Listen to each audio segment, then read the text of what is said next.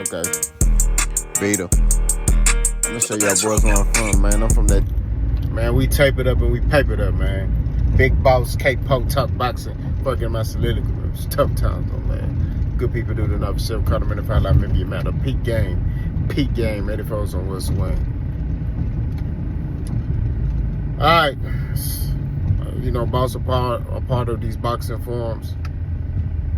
You know, they saying KEYSHAWN Davis can revitalize his career by just apologizing. They say KEYSHAWN Davis needs to go on an apology tour. I think that's not enough. I don't think that's going to help him, in my opinion. See, KEYSHAWN Davis then pissed off Bob Arum, who's a white Jew, right? They don't like blacks as it is. You know what I'm saying?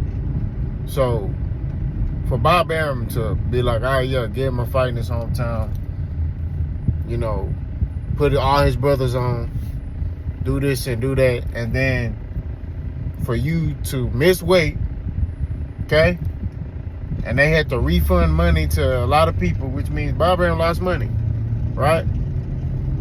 Didn't pay you, and then had to pay your opponent that you're supposed to fight.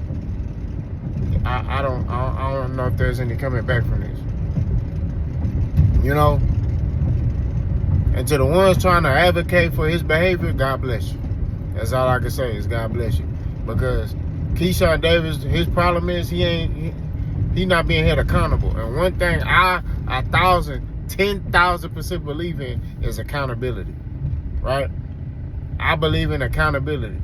Right? And if he do apologize, it's going to be because it ain't going to be genuine. You know? If KEYSHAWN Davis was genuine, he would apologize immediately.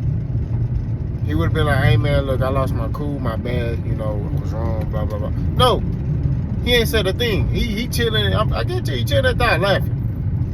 He like, apologize for what? Right? His mama ain't do a good, you know, he ain't get no whoopings. He ain't get whoopings, he ain't get hands put on him, nothing. He was one of them kids that felt like he can do what he want.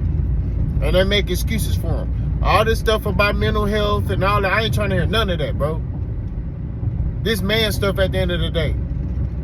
Suck it up. Pause. You know what I'm saying? Own it. Stand on your 10. That's what you do, bro. All this stuff about, oh, he has been, I'm not trying to hear none of that stuff. We not going to see him make no excuses. He got to stand on his 10 and own it as a man. The young man got to understand, you can't act like that, bro. Especially when you got companies investing all this money into you, partner. You feel me? These boys investing pay, guap. You know what I mean? Munyon. What they say in Philly? Chicken. All that, they investing that in you, bro, and you threw it all. You peed it down the drain, bro. You know what I'm saying? Like, we got to keep it 1,000, man.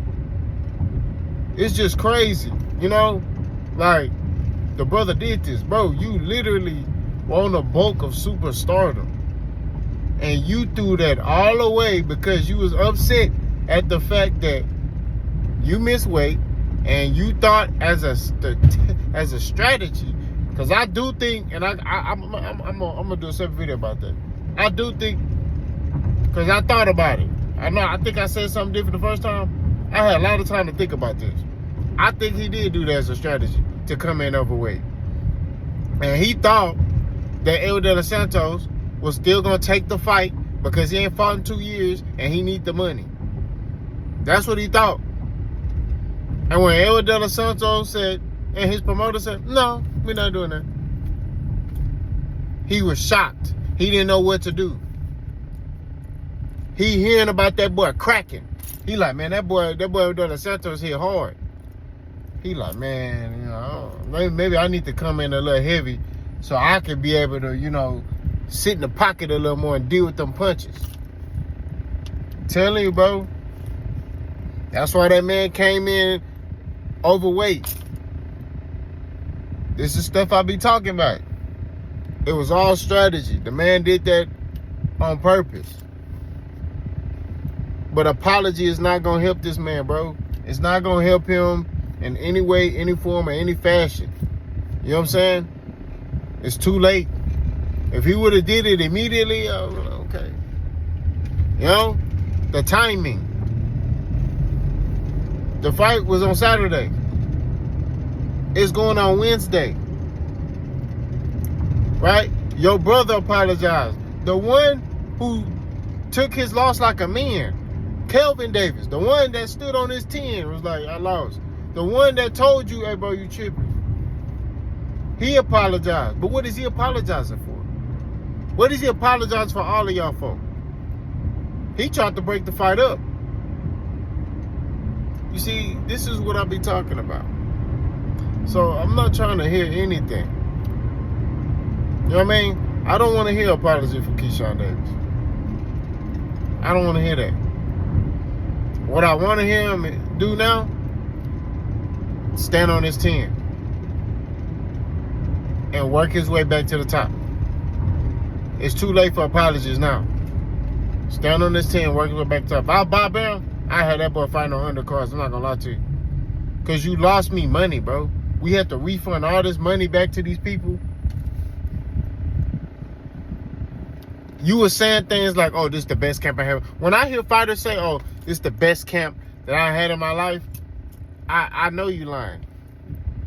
When I hear fighters say that, they probably finna miss weight or they got an injury and they still fighting. Something's wrong. I'm telling you. They start sitting there saying, I'm in the best shape of my life. I had the best camp. Or I did this the best, that the best. I done came down better than the rest. I'm telling you, bro. If they start talking like that, that's how I know. Yeah, nah, you ain't had no, nah. You feel me? So an apology is not gonna solve this problem. Y'all let me know what y'all think though. Let's go.